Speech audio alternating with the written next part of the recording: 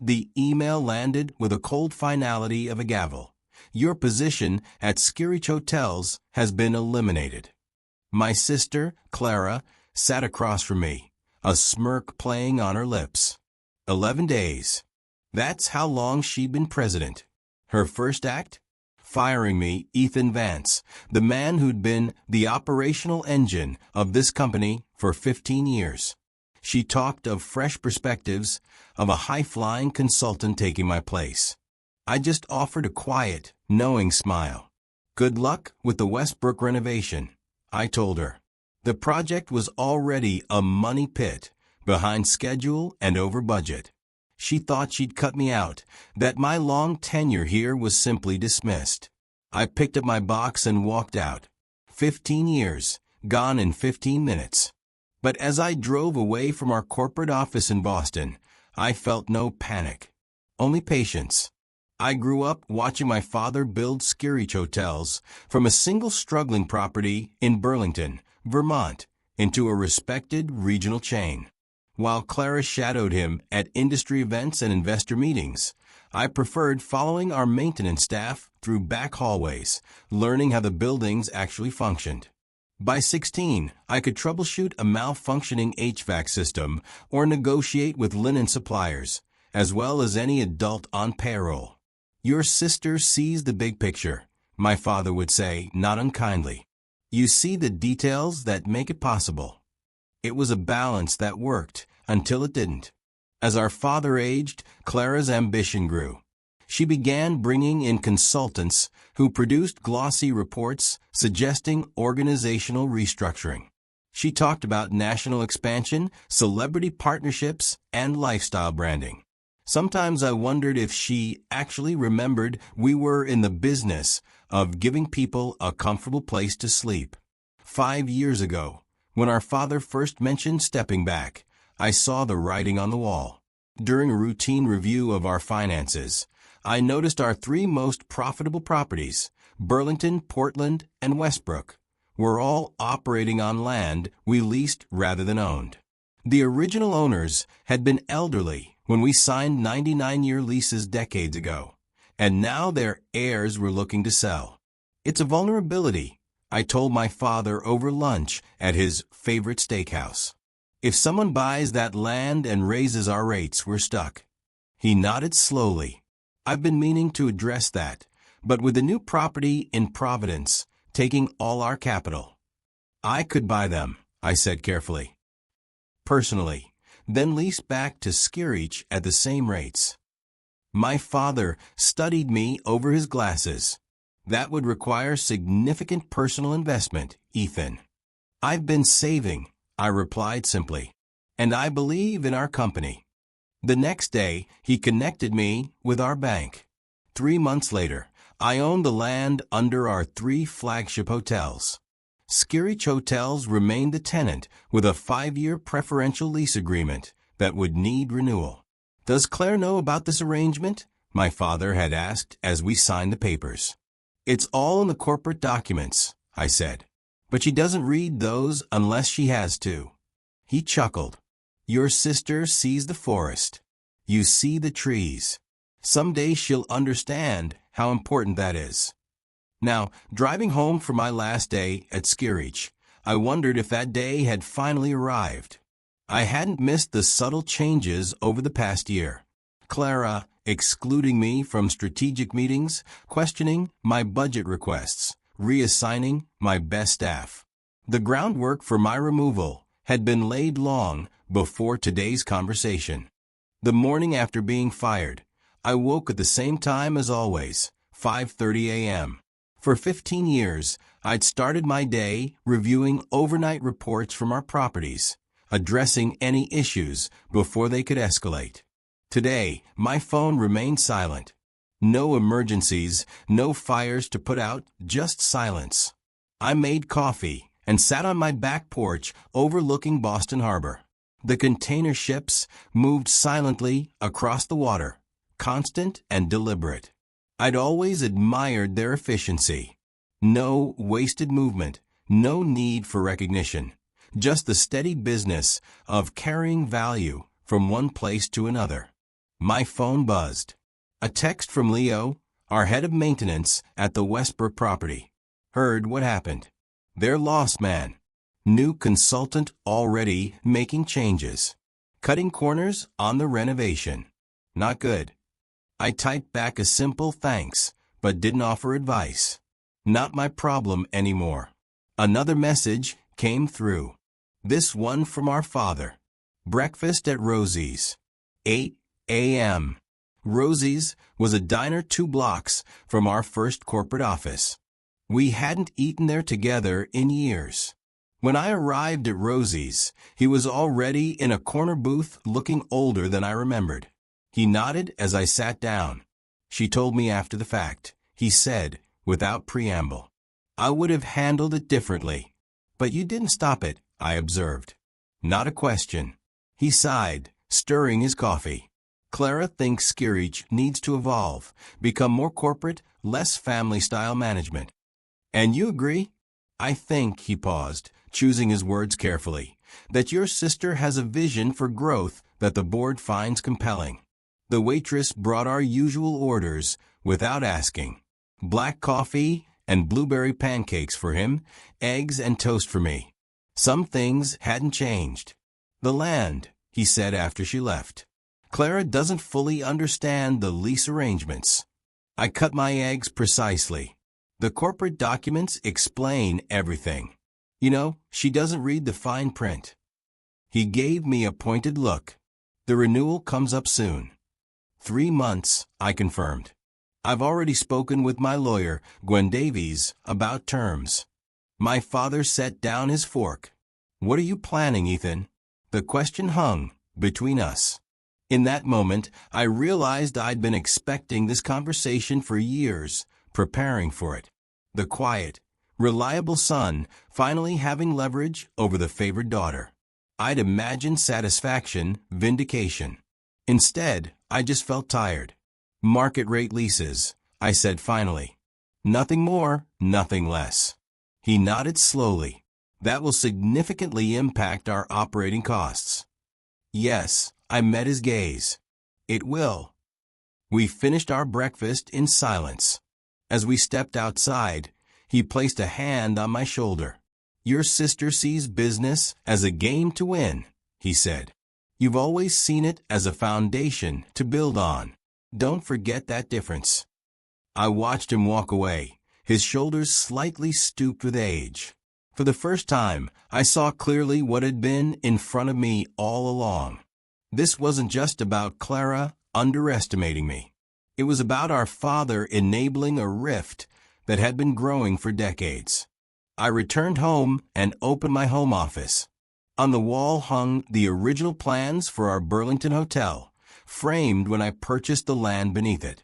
Time to focus on foundations. 2 weeks after my dismissal, Clara finally called. I let it go to voicemail, then listened to her carefully measured message. Ethan, we need to discuss the transition. Some files are missing. Call me back. No apology, no acknowledgement that she'd fired her brother after 15 years of service. Just business as usual.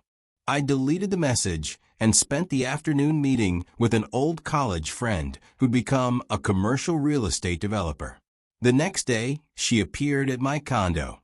When I opened the door, she brushed past me into the living room. You're ignoring me, she said. I'm respecting your decision to remove me from company business. I remained standing while she sat uninvited on my couch. What files are you missing? Vendor contracts, maintenance schedules, the complete renovation plans for Westbrook. She frowned. And financial documents. There's a gap in our property lease information. Everything is in the shared drive, I replied. Organized by property and department, just like always. Well, your organization system isn't exactly intuitive. She crossed her legs, her designer heel bouncing with irritation. And your replacement needs context. I poured myself a coffee without offering her one. My replacement is a hospitality consultant who's turned around properties twice our size. I'm sure he can figure out a filing system. Her eyes narrowed at hearing her own words thrown back at her. This isn't helpful, Ethan. The company needs. I don't work for the company anymore, I interrupted. Remember? Clara stood, smoothing her skirt. Fine. I'll have legal request the documents formally. Do what you need to do, I said, walking toward the door. Our conversation was over. A week later, a certified letter arrived from Skirich's lawyer requesting all documents pertaining to company operations. I forwarded it to my own attorney, Gwen Davies, who responded with a detailed list of everything already available on company servers and a polite reminder that personal notes and materials were my property. Meanwhile, I started receiving calls from Skirich employees. The new consultant was implementing efficiency measures, cutting staff hours, deferring maintenance, replacing long-time suppliers with cheaper alternatives. Morale was plummeting. Guests were noticing. Rather than satisfaction, I felt a strange hollowness. These were people I'd worked with for years, some I'd personally hired. Their livelihoods were being threatened by my sister's vision and my absence. Then came the email from our property insurance provider requesting clarification on recent ownership changes affecting 3 key properties. Apparently, Clara had attempted to update the insurance policies and encountered the truth. The company didn't own the land under our most profitable hotels. I did. I forwarded the email to my lawyer, Gwen Davies, without responding. The next morning, my father called. Did you know? His voice was tight. That Clara doesn't read legal documents. A heavy sigh. She's called an emergency board meeting. Says you've hidden critical information from the company. Nothing was hidden, I replied evenly. Every lease agreement is properly documented. The company has been paying me rent for 5 years. Paying you? He sounded genuinely confused. The accounting shows payments to BK Holdings. She thought that was a property management company. BK Holdings. Ethan Vance Holdings. My sister had been signing off on financial statements for years without realizing she was approving payments to her own brother. The board meeting is tomorrow, my father continued. You should be there. I'm not on the board anymore, I reminded him. Ethan, his voice softened. This is still our family business. After we hung up, I sat at my desk, turning my grandfather's old hotel key between my fingers, the same key that opened the first property my father had transformed into Skirich.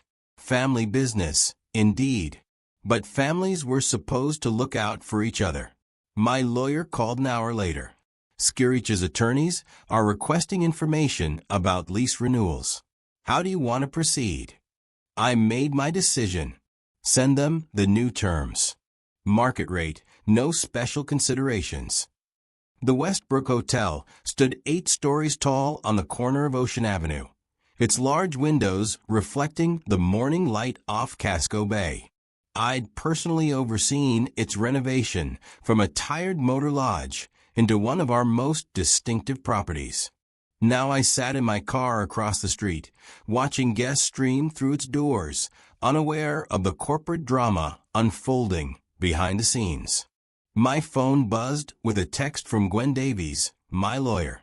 They received the new lease terms, expecting a response today. I'd known the numbers would shock them. The below-market rates I'd offered 5 years ago had saved Skirich nearly $2 million annually across the 3 properties. The new terms would eliminate that advantage entirely. As I watched, a familiar silver Mercedes pulled into the reserved parking spot near the entrance. Clara. She wasn't supposed to be in Portland today. I sank lower in my seat as she strode into the building, phone pressed to her ear, gesturing emphatically. Curiosity got the better of me. I called Leo. Your sister's on the warpath, he answered without greeting. Emergency inspection. Brought the new consultant too. What are they looking for? Property documents? Blueprints? Said something about structural assessment. He lowered his voice. "Between us, I think they're trying to figure out if they can challenge your ownership claim." After thanking him, I drove to the Portland Public Records office. Using my laptop, I pulled up the original deed transfers, property surveys, and lease agreements. All perfectly legal, all properly filed, as expected. What I didn't expect was what I found in the adjacent county records. A permit application filed 2 years ago by Clara using her married name. A development permit for a large-scale commercial property on undeveloped oceanfront land just outside Portland city limits. I checked the business entity, Kessler Vision LLC, not Skirich, a separate company entirely with my sister as the sole proprietor.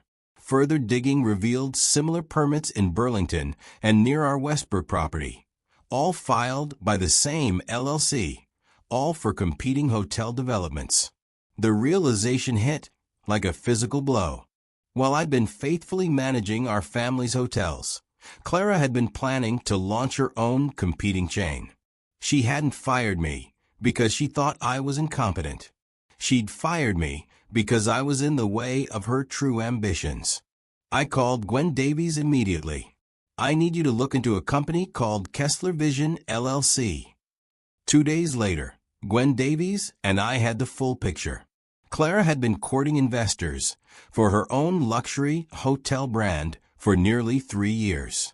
Her business plan, which Gwen had obtained through a contact, explicitly mentioned leveraging expertise and clientele developed at Skirich and targeting the same markets where our most successful properties operated. The morning of the emergency board meeting, I received a call from an unexpected source. Marcus Thorne, one of Clara's business school friends, who sat on our board. "I've seen the lease renewal terms," he said, without preamble. "And I've heard rumors about Kessler Vision, LLC." "Not just rumors," I replied. A long pause. "I respected your father. That's why I joined this board." Another pause. "Clara assured us you were stepping away voluntarily, that you wanted to explore other opportunities." "Did she mention her own other opportunities?" A heavy sigh. "No, that's why I'm calling." I heard papers shuffling. "The board meeting is at 2. I think you should know that Clara is going to propose Skirich sell the Westbrook, Burlington, and Portland properties. Says the lease terms make them unprofitable." The final piece clicked into place. She wanted Skirich to sell the hotels so her new company could acquire them at distressed prices. The buildings, not the land, creating a complicated situation where her new venture would become my tenant. "Thank you for telling me," I said. "I didn't tell you anything," Marcus Thorne replied and hung up. I sat very still, letting cold rage wash through me. This wasn't just business anymore. This was betrayal on a level I hadn't imagined. Instead of attending the board meeting, I flew to New York to meet with Alistair Croft, CEO of Commonwealth Hotels. We'd crossed paths at industry events over the years, and he'd once attempted to recruit me. At the time, I declined out of loyalty to my family's business. Now that loyalty felt misplaced. "Interesting timing," Alistair remarked as we settled in his corner office overlooking Central Park. "I heard Skirich is considering divesting some properties." News traveled fast in the hospitality world. 3 properties, I confirmed. "Their most profitable ones," he leaned forward. "And you happen to own the land beneath them." I nodded. A situation my sister failed to appreciate until recently. Alistair's smile was all business. "So what exactly are you proposing, Ethan?" "A partnership. Commonwealth acquires the buildings when Skirich sells. I maintain ownership of the land, but offer preferential lease terms to you." I slid a folder across his desk. Detailed financials, current operations, and my proposal. While Alistair reviewed the documents, I gazed out at the park. 15 years at Skirich, and I'd never had an office with a view like this. Clara had insisted the best spaces were needed for client meetings and her own office, always the face of a company, always front and center. These properties fit our expansion strategy, Alastair said finally. But I'm curious. Why not simply raise the rent and force your sister to keep operating them? You'd make more money. Because she's already planning to launch a competing hotel chain, I explained. One that would directly target Skirich's market. His eyebrows rose. While still running Skirich. That's ambitious. That's one word for it. I kept my voice neutral. I believe her plan was to devalue these properties, have Skirich sell them, then acquire them through her new venture at reduced prices. With you as her landlord, Alastair chuckled. Awkward. I prefer to choose my business partners more carefully. I met his gaze directly. Commonwealth has a reputation for retaining staff during acquisitions. That matters to me. Alastair studied me for a long moment. Family businesses are complicated, he said finally. This isn't about family anymore, I replied. It's about doing the right thing for the people who built these hotels. 2 days later, Commonwealth's legal team began drafting acquisition proposals. Meanwhile, I contacted Leo and other key staff members at the 3 properties, discreetly informing them of potential changes and assuring them their positions would be secure. The news broke faster than expected. A hospitality industry blog published a piece speculating about Skirich's financial troubles and Commonwealth's interest in their prime locations. Clara's response was immediate. A company-wide email denying any plans to sell properties and reaffirming Skirich's strong market position. Then my father called, his voice weary. The board rejected her proposal to sell. Good, I said simply. She's furious. Says you're undermining the company. He paused. She found out about your meetings with Commonwealth. I remained silent. Ethan, he sighed. What are you trying to accomplish here? The question hung between us, heavier than he knew. What was I trying to accomplish? Revenge, justice, or something more fundamental? A reckoning long overdue? I'm protecting what I built, I answered finally. The same way you taught me. 3 weeks later, Skirich's stock dropped 12% following a quarterly report showing declining revenue and increasing costs. The same day, I received a formal request from the board, minus Clara, for a meeting to discuss strategic alternatives for challenge properties. My lawyer, Gwen Davies, and Alastair Croft's team prepared for the meeting meticulously. When the day came, I walked into Skirich's conference room for the first time since my dismissal.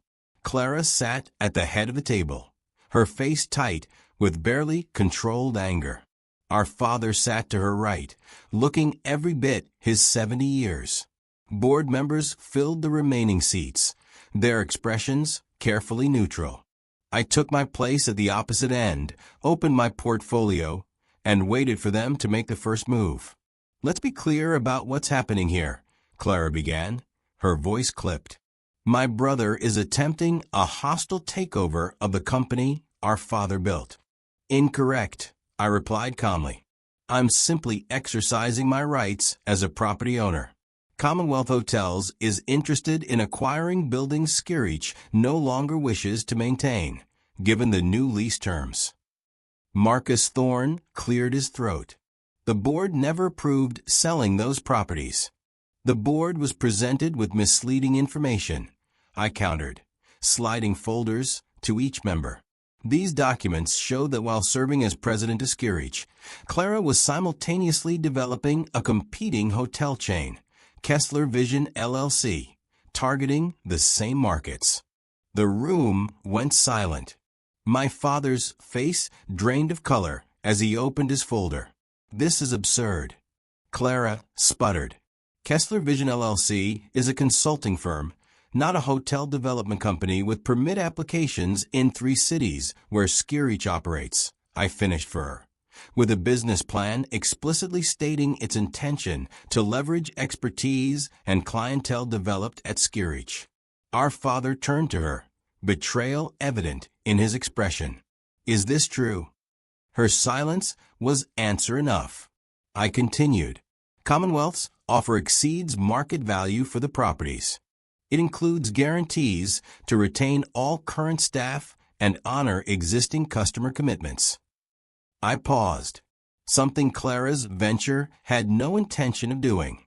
You've been planning this for years, she accused, voice shaking. Buying the land, waiting to spring your trap. No, I corrected. I bought the land to protect our family business. You're the one who decided I wasn't part of that family anymore. The board voted unanimously to accept Commonwealth's offer, with one abstention, our father, who sat motionless throughout the proceedings. As the meeting concluded, Clara stormed out without a word. Marcus Thorne approached me afterward. The board will be requesting Clara's resignation tomorrow, he said quietly. We'll need interim leadership while we restructure. I shook my head. That won't be me. I've made other arrangements. 1 year later, I stood on the rooftop terrace of the former Westbrook Hotel, now the flagship of Commonwealth's Northeast Collection. The property had been renamed the Harbor View, but much remained unchanged. Leo still ran maintenance. Most of the staff had stayed on, and guests still enjoyed the same ocean views that had made it special. Alastair Croft joined me, handing over a quarterly report. Revenue up 17% from last year. You were right about the local market potential. As consulting director for Commonwealth's regional properties, I worked primarily behind the scenes, negotiating with suppliers, mentoring staff, ensuring quality standards. No corner office, no power suits, no board politics, just the work itself, which was all I'd ever wanted. Have you seen your father? Alastair asked carefully. I nodded. Monthly dinners. He's adjusting to retirement. After the takeover, he'd stepped down from Skirich entirely. The company still operated 5 properties, though none were performing as well as the ones Commonwealth had acquired. And your sister? Kessler Vision LLC filed for bankruptcy protection last month. I said it without satisfaction or regret. Turns out hotel development requires more than ambition and a business degree. We stood in comfortable silence, watching boats navigate the harbor. Eventually, Alastair left for another meeting, and I remained alone with my thoughts. My phone buzzed with a text from my father. Dinner tonight. Bringing the grandkids. I smiled and confirmed. My niece and nephew weren't responsible for their mother's actions, and I'd made sure my relationship with them remained intact throughout the corporate turmoil. As the sun began to set, I took one last look at the property.